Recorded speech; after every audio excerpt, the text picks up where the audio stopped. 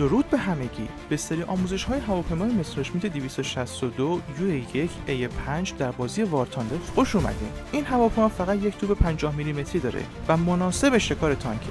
حقیقتش به قدر تجربه بازی با این هواپیما لذت بخشه که تصمیم گرفتم با اشاره به یه سری نکته بازی با این هواپیما رو براتون راحت‌ترش کنم تا شما هم تجربه خوبی از این هواپیما در وار تاندر داشته باشین. توضیحی که قرار هست ببینین به صورت پله پله است تا یه وقت خسته نشین. راستی تنها دلیلی که باعث شده وار تاندر رو پاک نکنم فقط همین مسرشمیت 50 میلیمتری هست. هر چقدر از جذابیت این هواپیما بگم کم گفتم.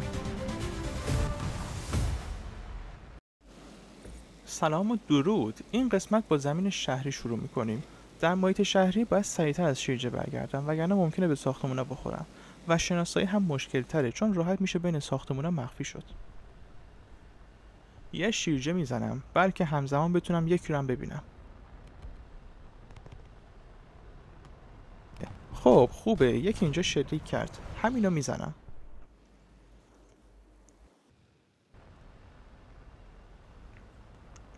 از سقف برجک میزنم. صاف میزنم تو سرش.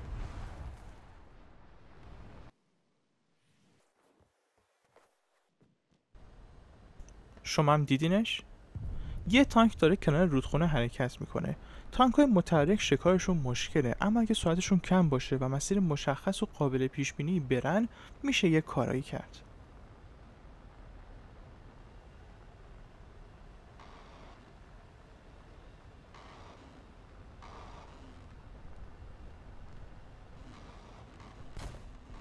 این قبول نبود به خاطر اینکه تانک شوروی بود. تانک‌های شوروی به خصوص T-44 آیستو زیادی نرمن و شکارشون راحته. اگر T-34 آمریکایی یا حتی کینگ کوبرا بود اینقدر راحت شکار نمیشد. بعد اعتراف کنم تانک‌های آمریکایی زدنشون سخته به خاطر اینکه یا برجک‌های پهن و زاویه داری دارن یا برجک‌های کوچیکی دارن که جفتش برای مسرشمیت دردسره.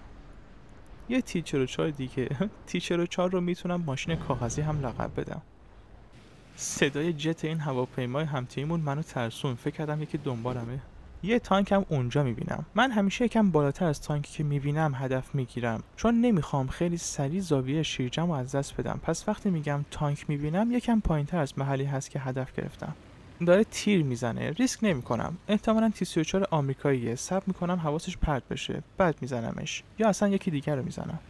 یکی دیگر رو میبینم کنار ساختمون. میرم اونو بزنم. ولی یکی دیگه زدش.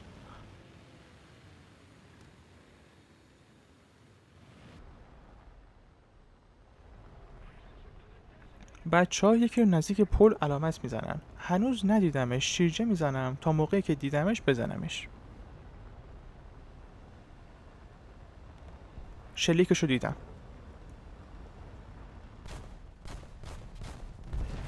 البته بازم قبول نیست چون یه تانک کاغذی از شوروی بود و درست از سقف برجک نزدم، از پشت برجک زدم که این هدفگیری خوب و حرفه‌ای نیست. امیدوارم یه تانک سخت‌تر به پستم بخوره. یه تانک دیگه هم بچه‌ها اینجا علامت زدن ولی نمیتونم تشخیص بدم دقیقاً کجاست. عوضش یه ضد هوایی میبینم.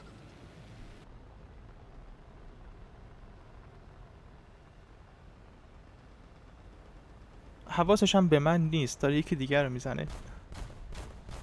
خب این ضد هوایی رو دقت کردین؟ بیشتر به تانک شباهت داره تا ضد هوایی. یادتون هست ویدیو اول گفتم توپای انفجاری مخصوص زدن ضد هوایی هاست؟ باید بگم مخصوص زدن ضد هوایی های بدون سقفه، نه هر نوع ضد هوایی.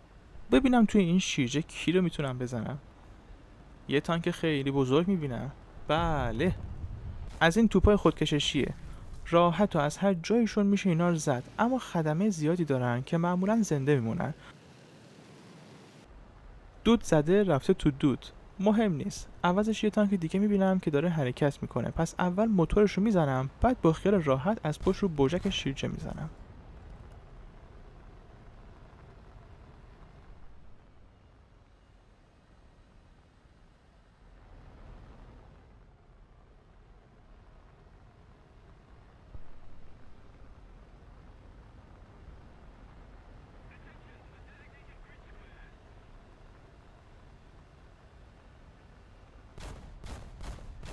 به همین راحتی ماشین کاغذی شوروی شکار شد. بریم یه دسته دیگه. اولش یکم امتیاز جمع کنم تا بتونم برم هوا.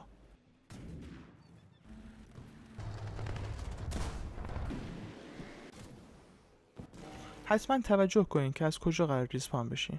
خب از اونجایی که میدونم اونی که منو زد هیچ سرهی نداره و کجاست، پس تو همین شیرجه اول میزنمش.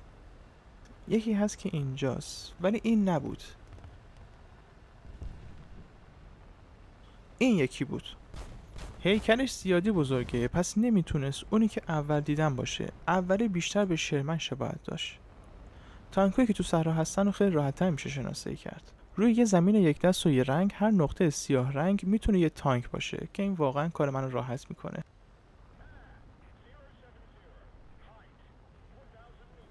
اون یکی که ثابت واسطه رو انتخاب میکنم، میخوام اونو بزنم.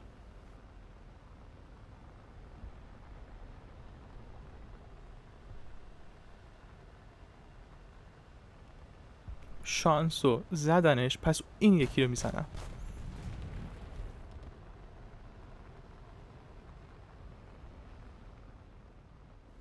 ضد هوایی هم دارن، پس با سرعت زیاد شیرجه میزنم، ولی خودمو زودترم میکشم بالا چون ممکنه بخورم زمین.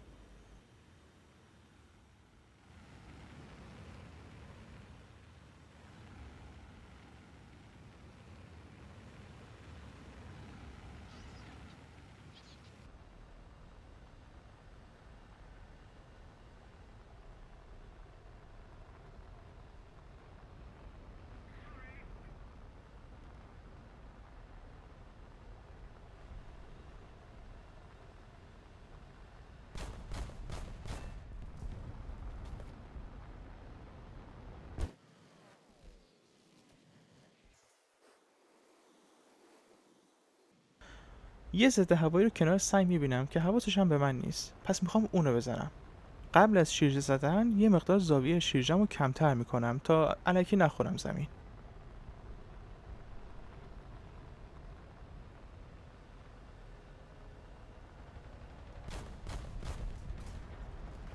خب نخورد، ولی اون یکی ضد هوایی رو قطعا میزنم.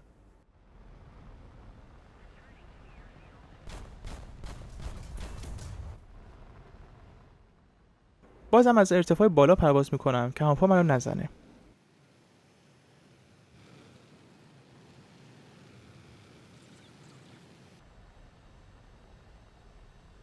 یه نقطه سیاه نزدیک اسپیجی خودمون میبینم، روی اون شیرجه میزنم تا یه کمکی به همتیمون کرده باشم.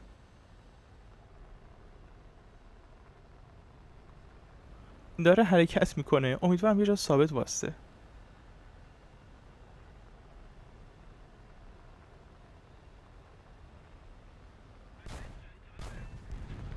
خوبه.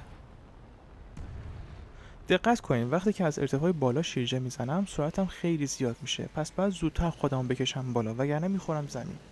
علت اینکه خیلی ها با این هواپا میخورن زمین سر همین قضیه است.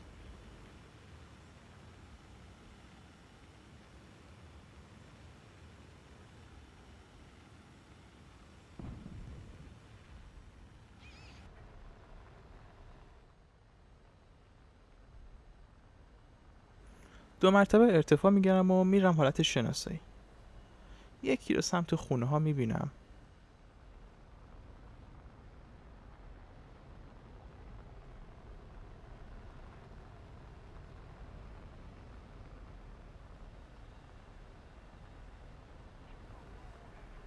جالبه یه جا ثابت واسطاده، انگار منتظرمه. نه واقعا منتظرمه. آره دیگه، هدف ثابت میتونه توپ خودکششی یا ضد هوایی باشه که منتظر فرصت باشه. در کل نباید باشون درگیر شد. حتی توی این قسمت یک دوئل با ضد هوایی داشتم. در کل ارزششون نداره.